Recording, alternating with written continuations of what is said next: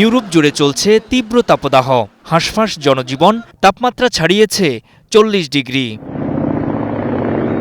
এ অবস্থায় তুরস্ক ও ফ্রান্সে ছড়িয়ে পড়েছে দাবানল।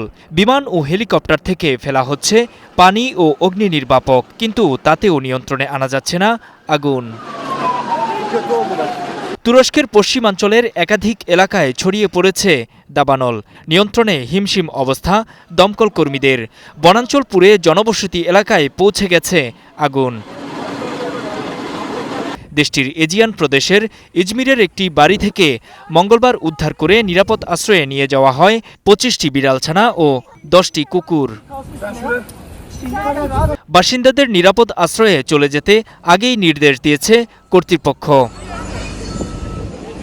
এদিকে দক্ষিণ পশ্চিম ফ্রান্সের বিজানেতে পুড়ছে বিস্তীর্ণ বনাঞ্চল। এখানেও অগ্নি নির্বাপক বিমান থেকে অগ্নি প্রতিরোধক ফেলা হচ্ছে।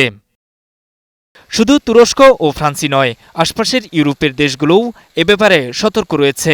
নাগরিকদের ঝুঁকি এড়িয়ে চলার আহ্বান জানিয়েছে স্পেন, পর্তুগাল ও ইতালির সরকার। নূর মোহাম্মদ, স্টার নিউজ।